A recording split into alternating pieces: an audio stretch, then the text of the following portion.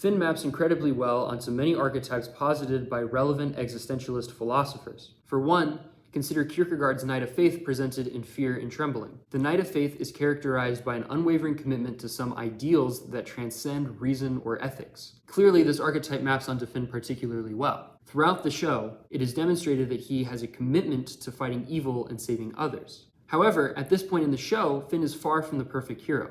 This is what I love about Adventure Time. The show has presented us with the framework for the perfect hero, yet he still must mature into that role. This maturation process is the guiding theme for all of Adventure Time. One such way Finn must mature is by becoming more altruistic and more aware of the consequences of his actions. Though Finn is clearly already concerned about the welfare of others, at this point in the show, this concern is merely surface level. He is seemingly altruistic simply because he must be as a hero. But internally, he still has selfish and manipulative tendencies. This inconsistency is highlighted throughout Season 5 of the show and is first brought to the viewer's attention during Episode 5, All the Little People. The episode starts with probably one of the most breathtaking shots in all of Adventure Time, as Finn and Jake sit atop a hill and talk about love. Then Magic Man appears and secretly slips a bag into Finn's pocket.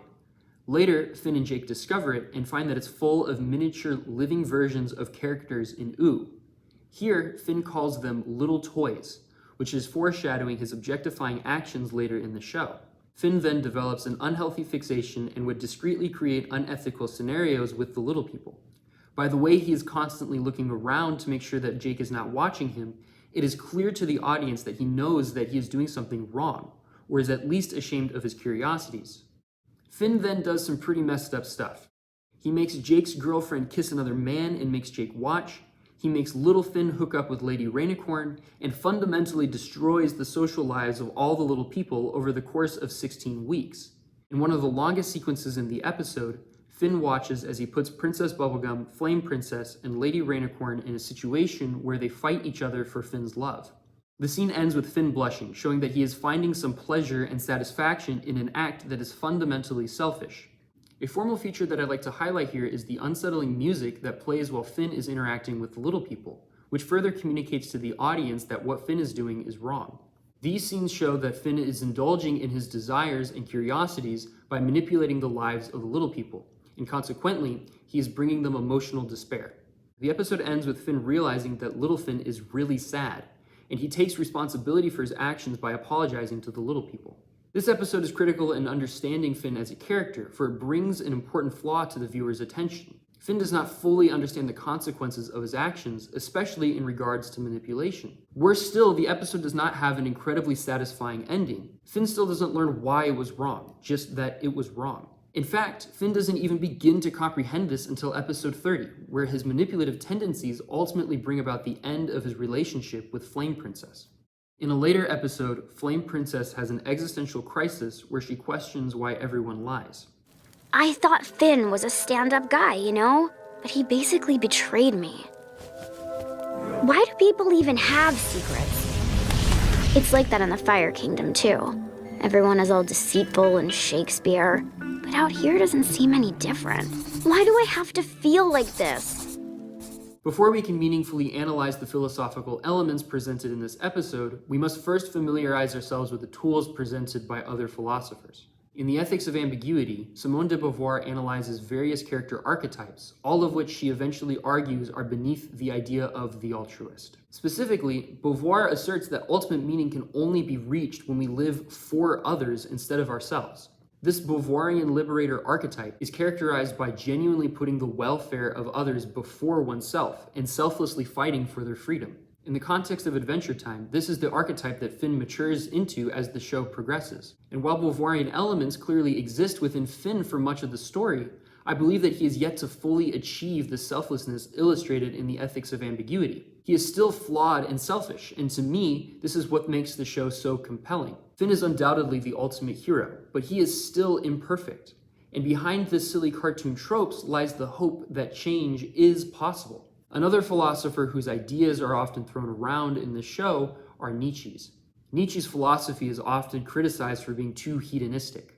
He encourages a very self-centered philosophy, advocating for the pursuit of one's own desires without regard to others. To Nietzsche, authentic living can only be attained when one does not deny their inner instincts. In fact, Nietzschean philosophy avoids any sort of discussion regarding the ethics of one's actions. Thus, the only standard to living a fulfilling life in Nietzsche's eyes are you doing exactly what you want to do all the time? And clearly, this stands in stark contrast to Beauvoir. While Beauvoir preached altruism, Nietzsche encourages selfishness. To me, in a broader context, this idea is often the default mentality in our culture. In a capitalist society, ideas of value often amount to how much can I own by giving as little as possible.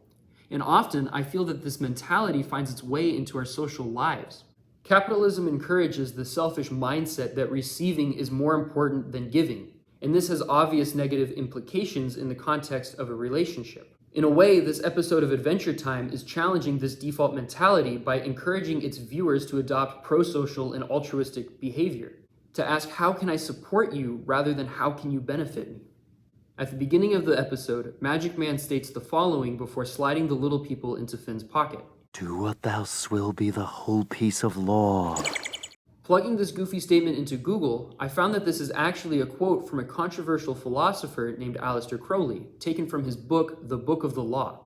Essentially, what Crowley was saying here was to indulge unrelentingly into your every desire. We can understand Crowley's philosophy in much of the same way as we understand Nietzsche's. They are both advocating that the only way to live authentically is to promote our internally selfish behavior. Clearly, this Nietzschean philosophy maps incredibly well onto Magic Man. Throughout the show, we see that he finds meaning in his life by doing only what he wants. In fact, in Season 4, Episode 15, we see that Magic Man was banished to Earth by his people to learn the importance of selfless ideas. Put differently, his people condemned him for his Nietzschean behavior, and hoped that his banishment would result in him becoming more ascetic and pro-social. But back to the quote. In the context of the episode, this quote could be interpreted in two ways. One, Magic Man is casting a spell on the little people and bringing them to life.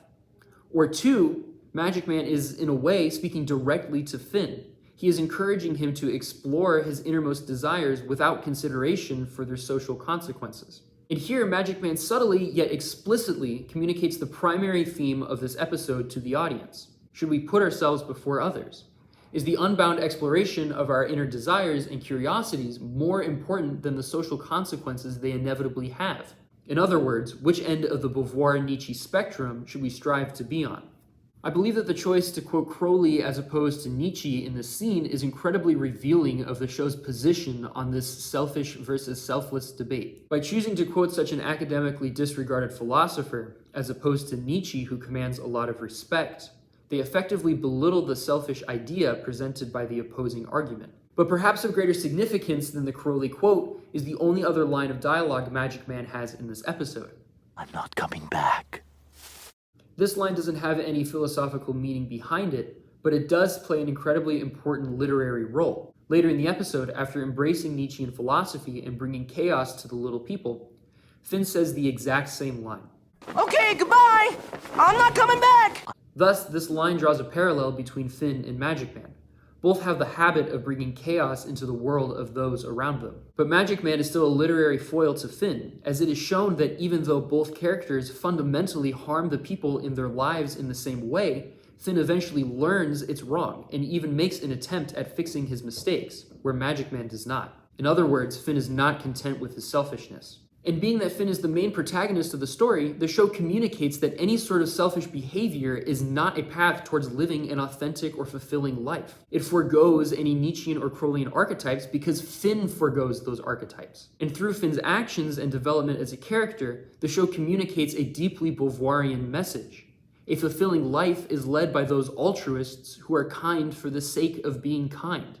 The show even condemns the idea of using people and asserts that relationships should never be based on some means to a selfish end. This constellation of ideas is critical to Finn's story because it defines the trajectory of his arc. Finn's maturity to selflessness should inspire all of us to reject our Nietzschean ways and to embrace altruistic behavior. We should seek to be kind for the sake of being kind, to love for the sake of loving, and to be genuine for the sake of being genuine.